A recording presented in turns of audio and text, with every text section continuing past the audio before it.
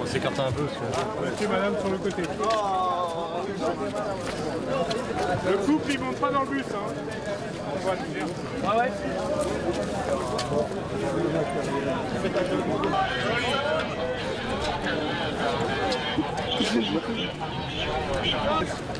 On va être sur le côté, mais pas dans la ligne.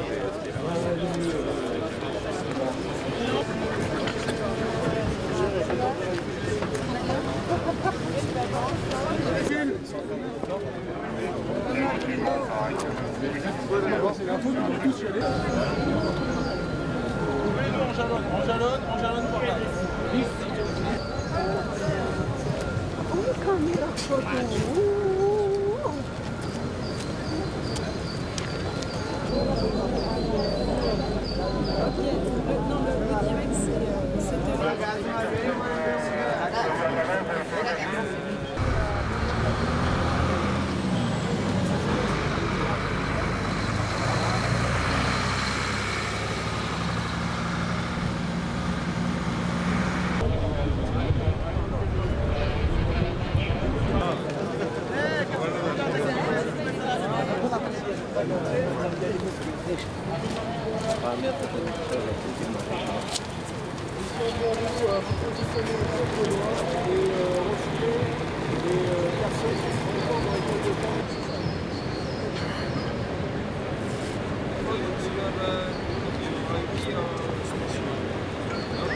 Yeah, come with your friend. Yeah, wake up, hurry up.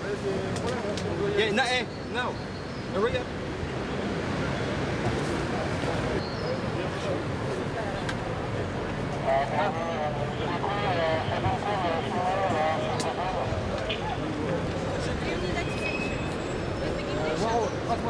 Les personnes vont être emmenées dans des gymnases, 16 lieux d'hébergement.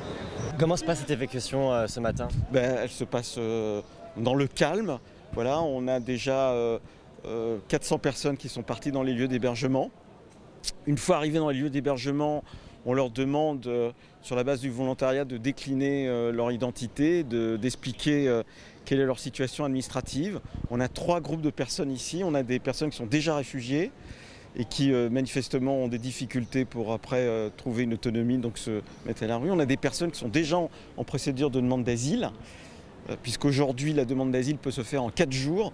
Mais ce sont des personnes qui souvent ont quitté des hébergements parce qu'ils les trouvaient trop loin de Paris, enfin ce qui est une bêtise. Et puis on a un groupe de personnes qui n'est pas encore dans la procédure de demande d'asile. Démantèlement et de non-solution en non-solution. Donc, comment ça se passe cette évacuation ce matin? Eh ben, on peut dire que ça se passe calmement. On est à Paris, il y a des caméras partout, donc comme d'habitude, les démantèlements, comme d'habitude, pas comme d'habitude, mais depuis quelques mois, on peut dire qu'avec toutes les caméras qu'il y a tous les matins, ça se passe bien. Où est-ce qu'ils vont être emmenés ces réfugiés? Comme d'hab, dans les gymnases, avec un tri derrière pour une partie d'entre eux qui sont des déboutés ou des dublinés, éventuellement des centres de rétention, éventuellement des solutions d'hébergement pour une partie d'entre eux.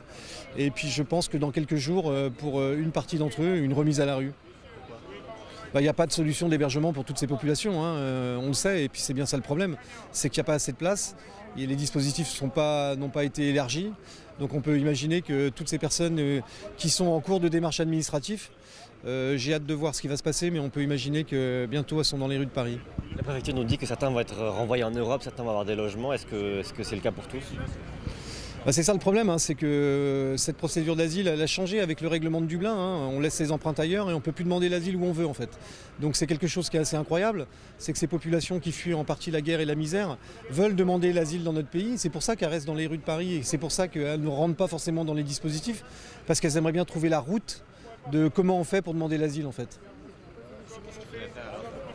Faudrait étudier ces demandes d'asile réelles pour toutes ces populations en fait.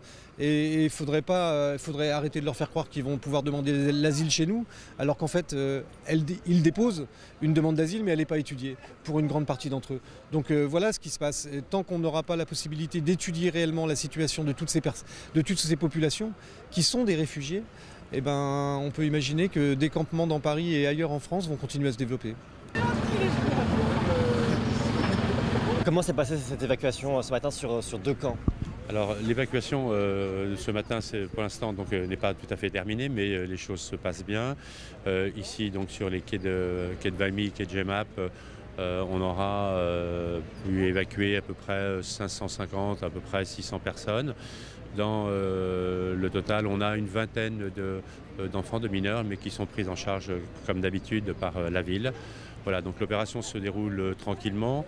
Elle a commencé vers 6h30 ce matin, est en train de se terminer. Les personnes sont donc acheminées dans une quinzaine d'endroits à Paris et dans les autres départements d'Île-de-France. C'est quoi la suite pour eux? Pardon? C'est quoi la suite pour eux? La suite pour eux, donc, s'ils sont accueillis en gymnase. Là, en gymnase, ils vont être accueillis par l'OFI, par des associations. Ils sont d'abord hébergés, ils sont chauds. Et puis, très rapidement, donc, leur situation va être examinée. Y a-t-il des personnes qui n'ont pas demandé l'asile? À ce moment-là, l'OFI va les prendre en charge.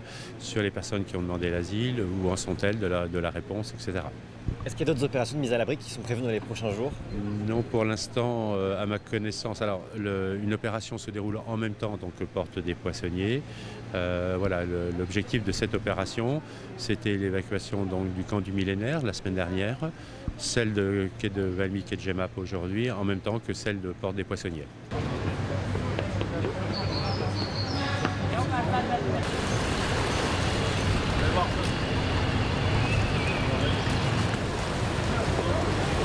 Comme ça.